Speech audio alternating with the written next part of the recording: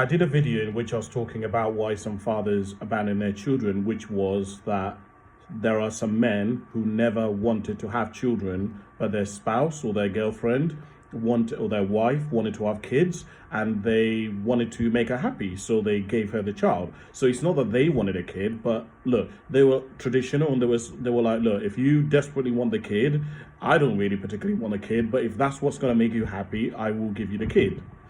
And I read some of the comment sections where people were saying, like, Kasim, that's the most stupidest reason. Surely you wouldn't give a woman a child if you didn't want one. And then I have to remind people, so many of you will know that I have a counseling practice where I work predominantly with boys and men. Most of my clients are boys and men. And when clients come into my therapy room, we have to go through a lot of things to basically hear their story. We look at their upbringing and stuff like that. And I will ask the client a lot of questions to try and understand where are they and what issue they're wanting me to help them with. So I'll ask them about their upbringing. I'll ask them about their philosophies about health, about relationships. I'll ask them about their philosophies about money. And I'll ask them about their philosophies about parenting. And the most common phrase that I hear from men is, to be honest with you, Kaz, I never thought about it.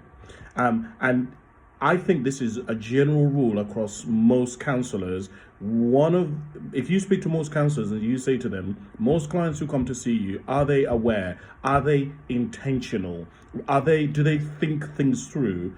Most counselors will tell you, Cass, the average person in Britain, male and female, doesn't really reflect on their life. They're not intentional. They don't really think things through. And you see this with the amount of people who go to pre-marriage counseling. Very few people go to pre-marriage counseling, even though the whole point of it is to talk about things that could come up in your marriage so that you can prepare for it.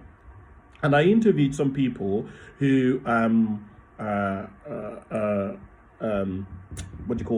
who dealt with people who were like counselors, family counselors, and they said to me, Kasim, you have to understand, I've tried to offer couples, particularly when they get engaged, premarital counseling, and people don't want it.